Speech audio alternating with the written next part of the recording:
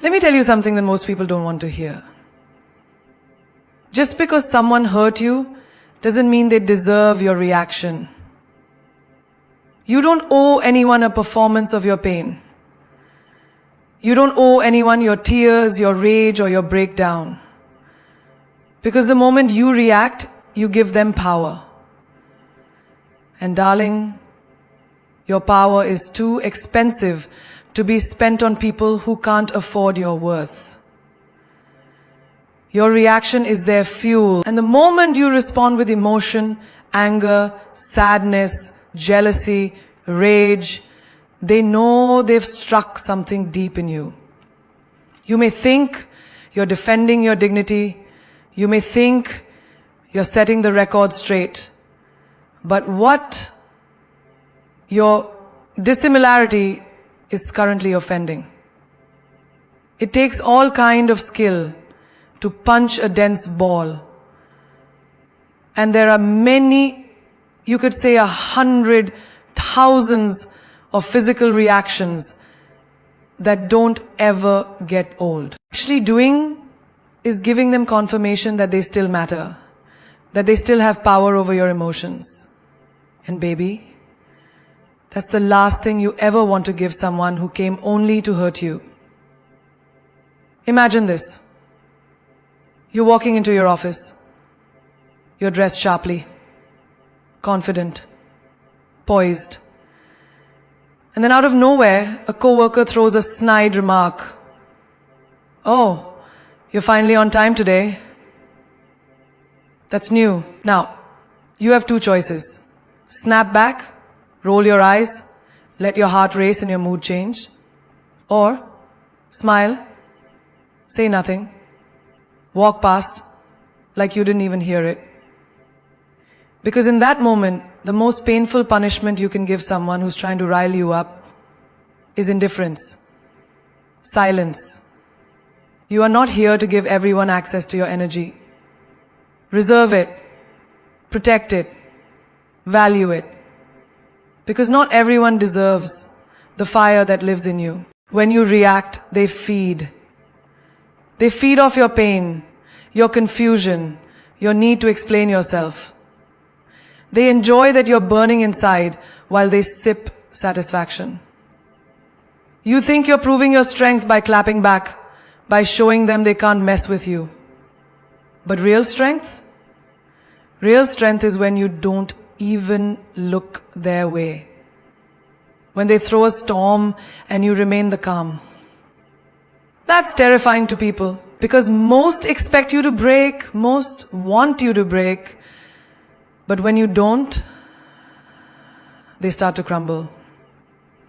A woman once told me her ex spread rumors about her after she ended the relationship. She found out through friends. Everyone kept asking her, "Aren't you going to say something? You should defend yourself."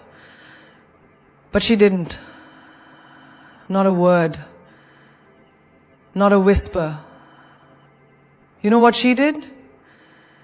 She walked into every room with her head high, dressed like she owned the world,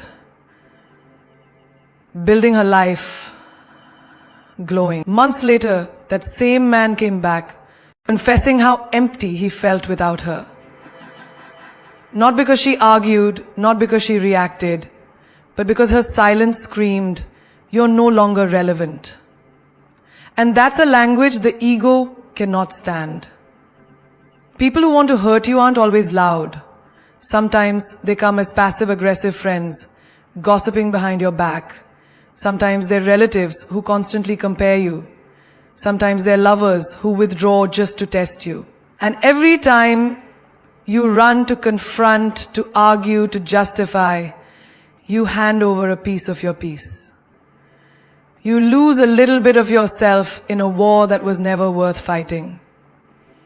You have to learn the power of the unbothered, of walking away without making noise, of choosing peace over performance.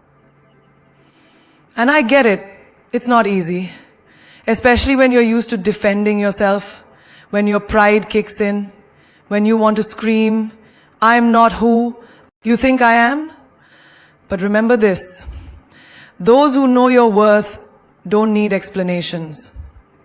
And those who don't will never believe them anyway. Have you ever watched someone try so hard to provoke a reaction and they get nothing?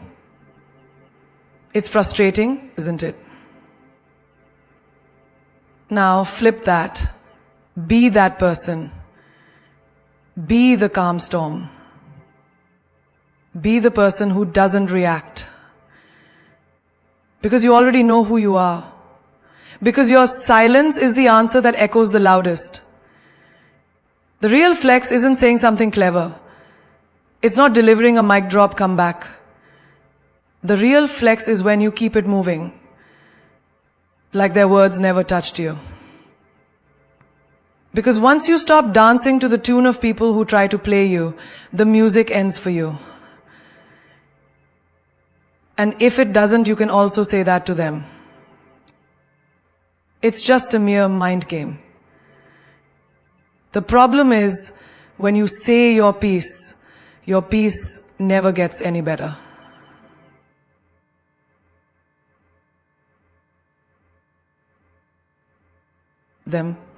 The game stops. And they realize they lost access to the one thing they were trying to control, your emotional response. That's when you win. Quietly, completely, powerfully. Silence is not weakness, it's mastery. It's the art of knowing when your words are not needed, when your peace speaks louder than any explanation, when your stillness becomes your weapon. Society tells you, speak up, defend yourself, clap back. But what if I told you that silence, intentional, calm, collected silence, is often the loudest scream of all? Think about the moments when someone tried to provoke you, and you didn't give them what they were looking for. You didn't flinch. You didn't cry. You didn't react. You just looked at them with that quiet strength in your eyes. That moment, that's power. That's what silence really is. It's not the absence of a voice. It's the presence of control. I remember a girl in college, brilliant, beautiful, magnetic. She walked with grace. And because of that, some people were jealous. They whispered behind her back, created fake stories, tried to stain her name. Everyone expected her to explode, to confront, to shout. But she never did. She kept doing her thing, acing her classes, smiling, living her truth. One day, one of those girls finally asked her, "Why didn't you ever say anything?" She smiled and said, "Because the truth doesn't need my defense. My life is the proof." And that shook everyone. That's not weakness, that's mastery. You see, anyone can talk. Anyone can react in anger. But very few have the emotional maturity to choose silence when it's hardest. When someone breaks your heart and leaves you with no closure, silence is mastery. When your family doubts your dreams and you don't argue but build in silence, that's power. When your friend betrays you and instead of returning the favor, you walk away quietly, that's self-respect. The world is full of noise, but the soul grows in silence. There's this woman I know who built her own company after her ex told her she'd be nothing without him. He mocked her, humiliated her, left her with debt. Everyone expected a public fight. But she went silent. She didn't make threats. She made moves. She worked 16-hour days, rebranded her identity, kept her circle tight. 3 years later, she's now sitting on stages, speaking to thousands, And guess who's in the audience with a regret in his eyes? Could this one, that man who said she'd fail? She didn't react. She just mastered the silence and let her success talk louder than any insult ever could. Sometimes your silence makes people panic. They don't know what you're thinking. They don't know if they've won or lost. It's unsettling for them because silence is a mirror. It reflects them back to themselves. They start questioning their own actions. That's the beauty of it. When you go quiet, they're forced to sit with the echoes of their own behavior. A woman once told me, every time I reacted, I ended up feeling worse. But the moment I started staying silent, I began feeling powerful. And that's real. Because silence doesn't mean you don't feel. It means you feel deeply, but you've chosen not to hand over your emotions to someone who doesn't deserve them. It means you've evolved beyond the need to be understood by everyone. You don't need the world to hear your side when you're busy living a life that makes noise on its own. Mastery is when someone says something cruel and you smile with your eyes. Mastery is when they leave you on red and you don't double text. Mastery is when people push you and you don't push back. You simply remove yourself from the battlefield because you know you're the prize. Silence is what happens when you realize that reacting is easy, but protecting your peace is sacred. And when peace becomes your priority, you heal faster in peace, not in drama. It sounds simple, but it's one of the most powerful truths you'll ever live. Because healing isn't just about time. It's about the environment. You can't expect your soul to mend if you're constantly sitting in chaos. If you're explaining yourself to people who don't listen. If you're arguing with people who enjoy your pain. If you keep opening wounds for the sake of closure, you'll never get. When you're caught in drama, constant texts, messy confrontations, shouting matches, stalking their socials to see if they've moved on, you think you're gaining control, but you're actually digging yourself deeper. You're not healing, you're recycling pain. You're not letting go. You're holding on tighter to something that's already done.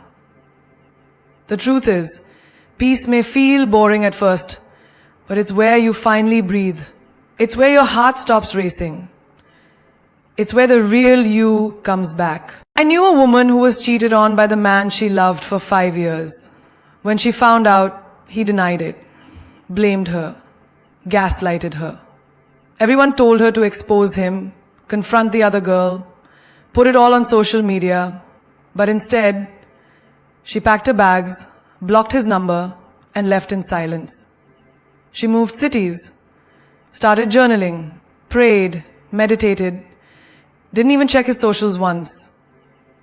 A year later, she had her own business, glowing skin, and peace in her eyes. Meanwhile, he was still jumping from person to person, emotionally bankrupt. She healed in peace, not in drama. That was her revenge, her rebirth. Drama keeps you addicted to the wound. It gives you a false sense of aliveness. That rush, that intensity, that feeling of something is happening. But healing is often quiet. It's in the mornings when you make your bed, the evenings when you light a candle and read instead of texting them, the days when you cry, not because they hurt you, but because you're finally letting them go. And that's the part people don't romanticize, because healing isn't glamorous, it's raw, but it's real. Drama invites the opinions of others. It turns your pain into a public performance. And then suddenly, you're not even focused on your healing. You're focused on who agrees with you, who's validating you, who's taking your side. But peace is when you stop caring who knows what. When your energy is no longer spent trying to be understood. When you realize your healing is not a group project.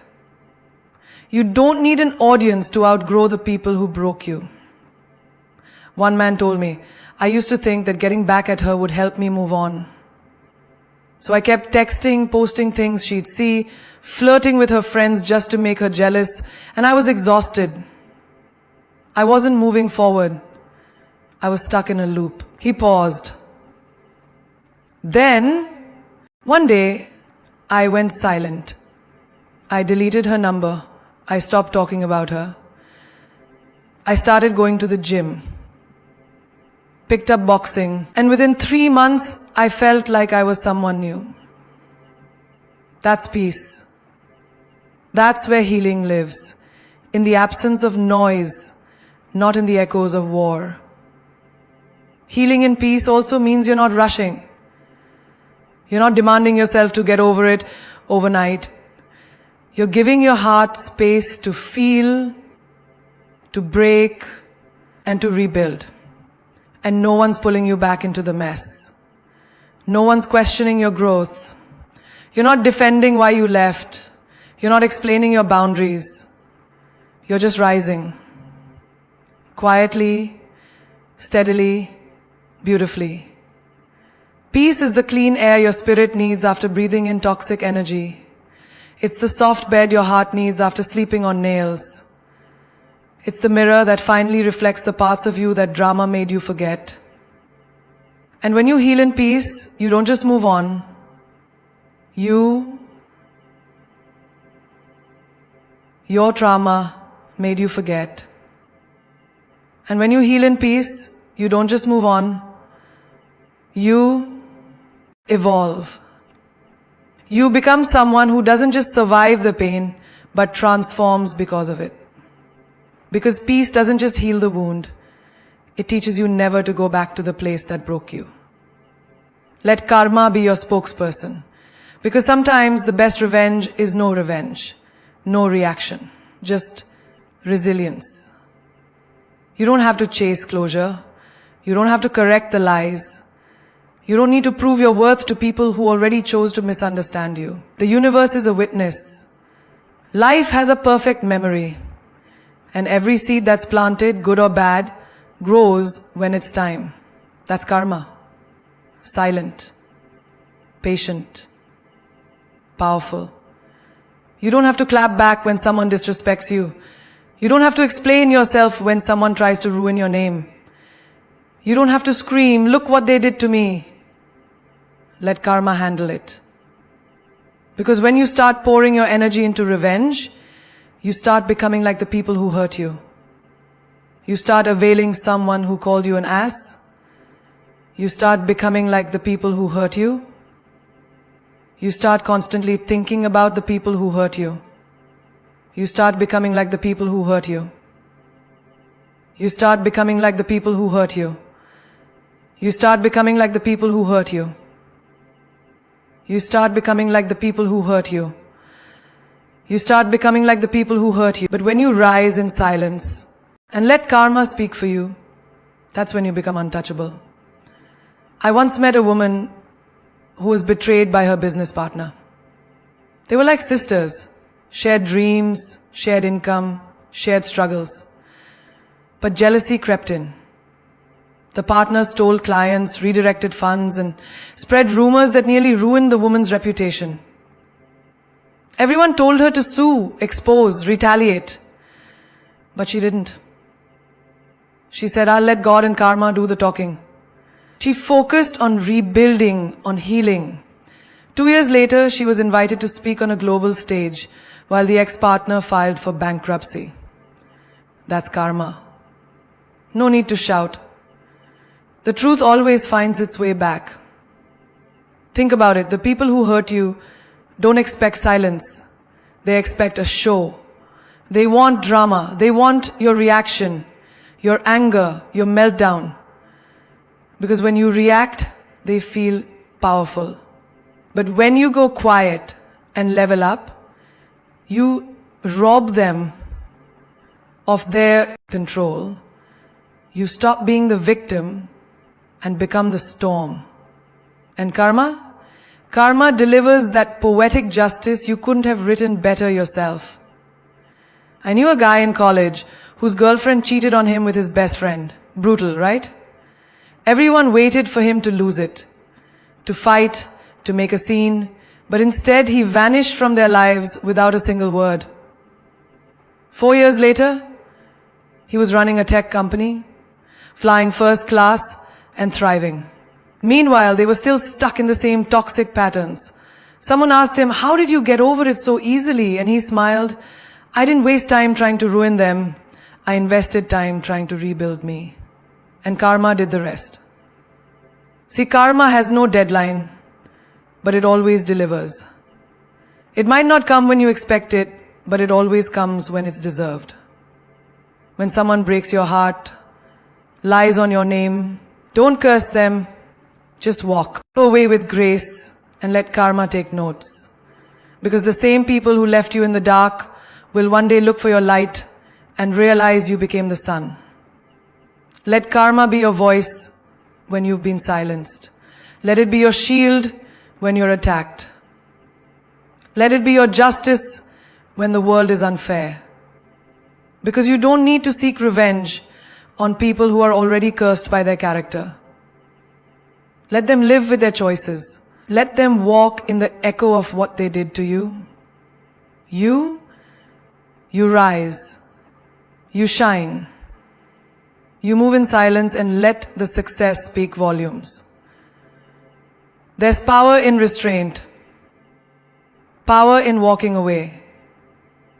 Power in knowing that your peace is louder than their chaos. When you stop trying to make them feel what you felt and start healing instead, karma gets to work. And it never misses. It may take months, even years, but one day they will remember how they made you feel. Not through your words, but through their own experiences. And by then, you'll be too far ahead to even care. Because the real flex isn't revenge. It's becoming everything they said you couldn't. And doing it without ever lowering your frequency. Let karma write the ending to the story they thought they controlled. Their actions are a reflection, not a definition. What someone does to you is not a mirror of who you are, it's a mirror of who they are. Their betrayal doesn't mean you were unworthy. Their disrespect doesn't mean you lacked value. Their silence doesn't mean you were too much. It means they couldn't meet you where you were. It means they were fighting battles you couldn't see, and rather than grow, they chose to project. You are not the insults they threw at you when they were angry. You are not the lies they spread when they couldn't face the truth.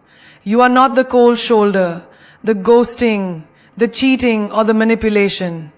You are who you choose to be in response to it. That's your power. That's your identity. What they did, that's on them. How you rise, that's on you.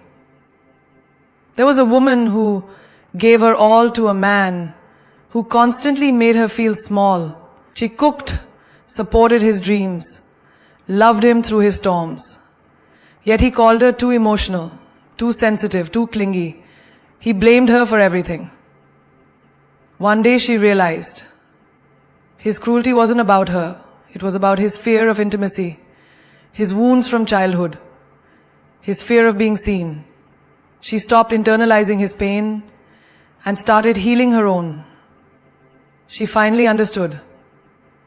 His behavior was his story, not her identity. And once she stopped taking it personally, she took her power back. In friendships too, people will let you down.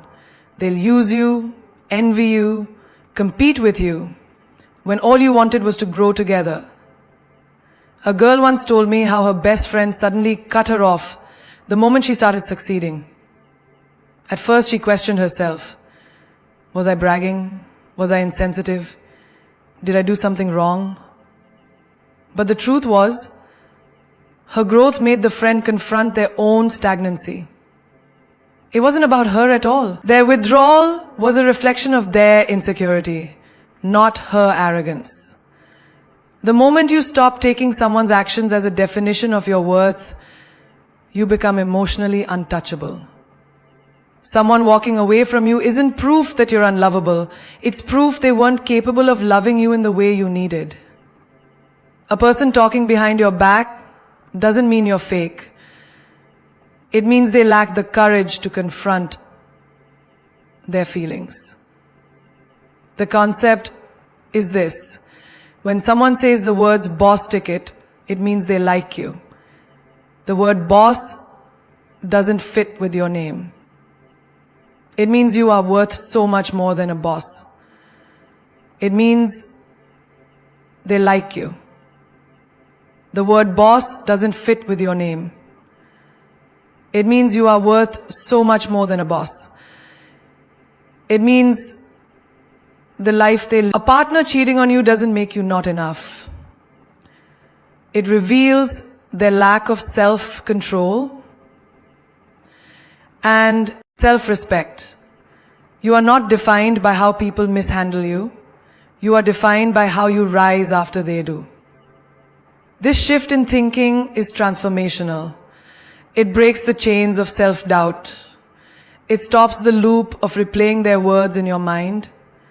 You start seeing yourself clearly again, not through the lens of rejection or judgment, but through the truth of who you are.